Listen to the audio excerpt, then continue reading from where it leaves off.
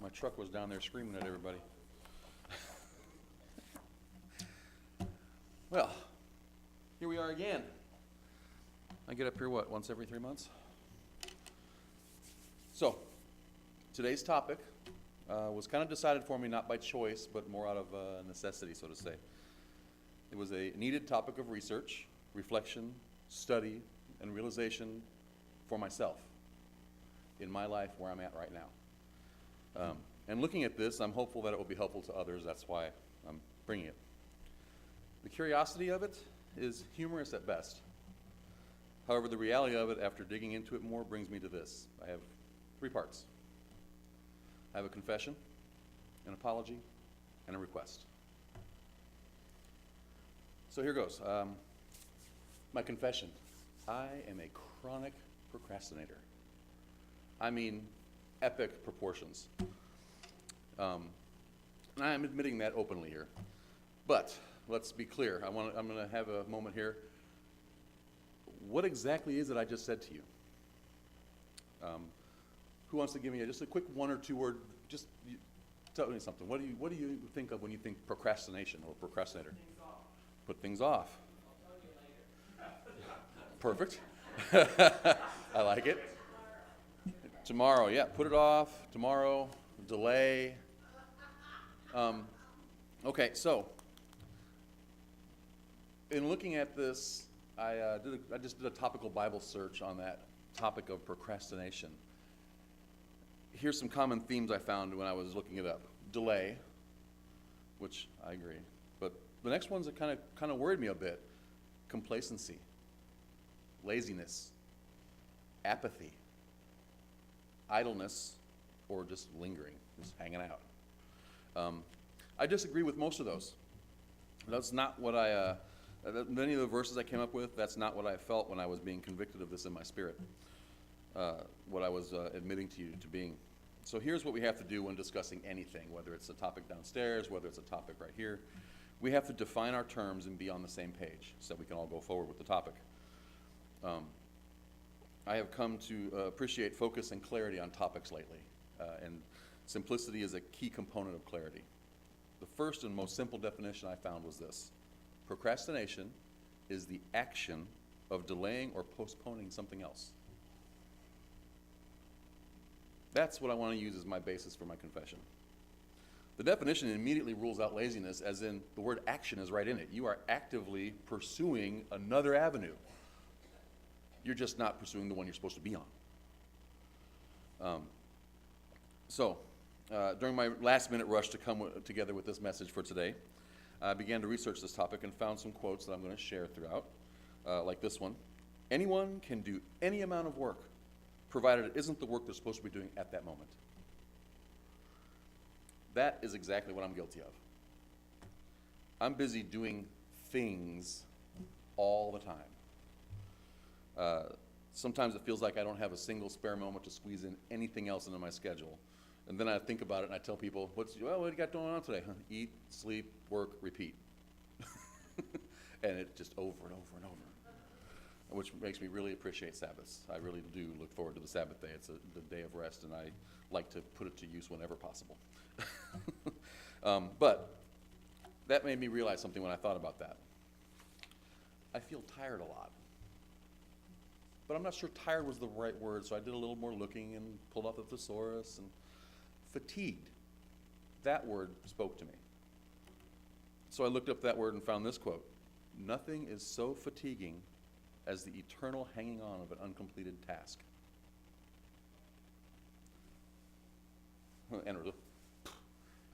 Mind blown. Okay, whoa, I looked at that and that was an eye-opener. My days are long. I get up early, I go to bed late. They're full of activity. I feel like we never stop.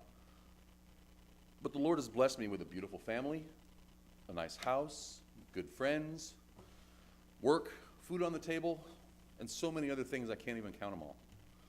Why am I always feeling fatigued? The quote said it. There's an uncompleted task that I'm always delaying to get to.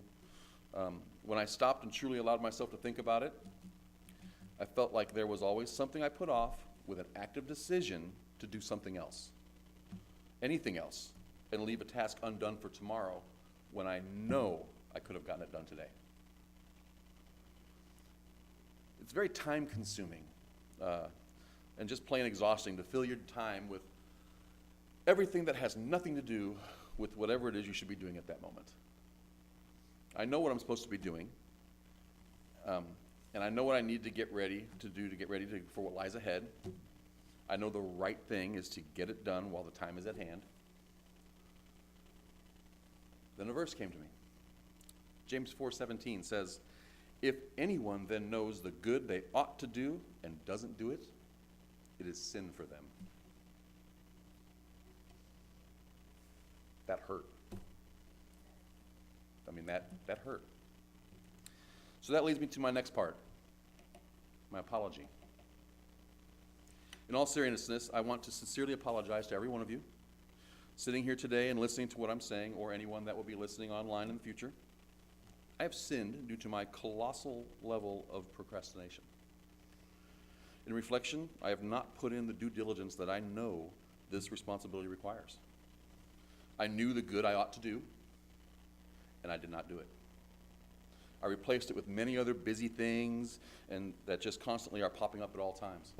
Now, it almost sounds like my shields are down and the fiery darts are raining at me and the devil's shooting all this stuff in my direction. Don't get me wrong. I chose to allow myself to shift my focus. This is not one of those the devil made me do it type things. Distractions presented themselves as options, and I chose poorly. I had no topic. I had no idea what I was going to speak on. No concepts of what I wanted to convey. Literally, 48 hours ago, I had nothing. After almost 3 months of knowing when it was I was supposed to be behind this pulpit, 48 hours ago, I had nothing. I was drawing a blank. Even my wife, she gave me a few potential topics, but nothing coalesced into a coherent thought in my head. I just, empty. So Thursday night, as I'm sitting there at the house, everyone's gone to bed. Camilla has to get up very early in the mornings now, so she goes to bed earlier, and we put the girls to bed, and I was sitting there in the living room in the dark. Just sitting there. Decided it was time for me to pray. I had to do something, and this was coming up. And so I asked the Father, would he help me to remove the I in the above statements? I had nothing to give. I was not prepared. I had nothing there. And to place upon me what he wanted me to speak on. So after about 15 or 20 minutes sitting there in the dark, which with the sun being, or with the moon being completely gone, it is really dark at night. I was sitting there in the living room, and I turned on the light on the end table next to me on the couch, and I almost knocked over the Bible that was sitting there from earlier that evening when we did our Bible reading. I caught it, put it on my lap, and it was opened up to Proverbs. So I started reading. Now, I really like Proverbs. I'm going to stop right there. I like Proverbs, especially late at night. It's quick thoughts, simple concepts. They can be as deep as you want it to be or as simple as you want it to be, but it's kind of like scriptures for those with short attention spans. So anyways, after a few pages, I came to this, Proverbs 12:25. Anxiety in a person's heart weighs it down, but a good word cheers it up.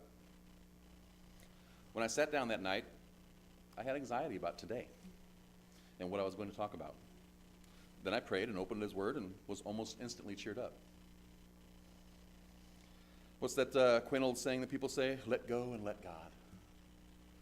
Well, so that's what I did. I just let go of what I thought I needed to do and just decided to let him lead me. That's when things got a little hairy again for me, because then I realized the thought of my personal reflections had become the focus of what I was being led to speak on. This topic, when it literally landed on my conscience, was almost overwhelming. I was completely at a loss for how to proceed. But of course, I am able to do all things through him who strengthens me, so I pressed on. Now, I had a goal, a target, and a deadline. Which made me think of another quote. I love deadlines. I like the whooshing sound they make as they fly by. That spoke to me in many levels right there. So, that brings me to my third part, a request. This request is one I made in my prayer, and also one I wish for each of you should you experience any amount of this dreaded ailment, seek treatment as soon as possible from our great physician. Heavy doses of prayer and scripture reading are my personal recommendation from experience now. And here are a couple of scriptures to ponder. John 9:4. We must do the works of him who sent me while it is day. Night is coming when no one can work. You also, and this is Luke 12:40. You also be ready, because the Son of Man is coming at an hour you do not expect. And then back to Proverbs 27:1. Don't boast about tomorrow, for you don't know what a day might bring. Don't let yourself fall into the same temptation, the same sin I did. Be diligent. Remain steadfast in your focus on doing the right thing at the right time. Another quote. Everything in human character goes to wreck under the reign of procrastination, while prompt action gives to all things a corresponding and proportional life and energy. Think about that. Procrastinate, it's going to be there tomorrow anyways, whether you wanted it to be or not. All that stuff you're filling your time with today, it's going to be there tomorrow too. So if it's not important, it can be put off. But the things that are important, we shouldn't be putting off, because then you end up feeling rushed and harried, and the anxiety sets in, and all the things I've been saying. It starts to become overwhelming. By focusing on how the Father sees us, we can feel emboldened to get moving, doing.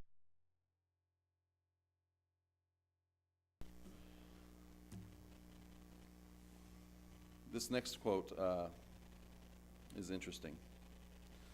Until you value yourself, you will not value your time. Until you value your time, you will not do anything with it. What's your value? How much are you worth? Well, those of us sitting here, get into the scriptures, we know what we're worth. We're priceless. We're all priceless in his eyes. Our value is so high that only the pure sacrificial blood of his only begotten Son, Jesus Christ, could be used to redeem us. Only Jesus can sit at the right hand of the Father and be our high priest and intercessor. With that in mind, how can we allow ourselves to fall into that sin again? Don't put off until tomorrow what you know you should be doing today. Ephesians 5:15 through 17. Pay careful attention then to how you live, not as unwise people, but as wise, making the most of the time, because the days are evil. So don't be foolish, but understand what the Lord's will is. The Lord's will can be a very broad topic on its own. We're not going to get into all of that. But one scripture kept coming to mind as I put this together, and it ties it all together for me. Galatians 6:9 through 10. Let us not get tired of doing good, for we will reap at the proper time if we don't give up. Therefore, as we have opportunity, let us work for the good of all, especially for those who belong to the household of faith. It's a short message today because of my colossal procrastination. But as I said at the beginning of this message was about me and my failure to work for the good of those who belong to the household of faith. So I have prayed to the Father that I will lean upon him and keep my eyes more focused on all the things he has in store for me. For him to help guide me and keep me where I need to be, so I no longer feel the urge to choose to fill my time with the many other possibilities that are around me at all times. I have more than enough opportunity to pick busy work over the work that he is setting before me. That's also my request for all of you, that you would choose to redeem the time.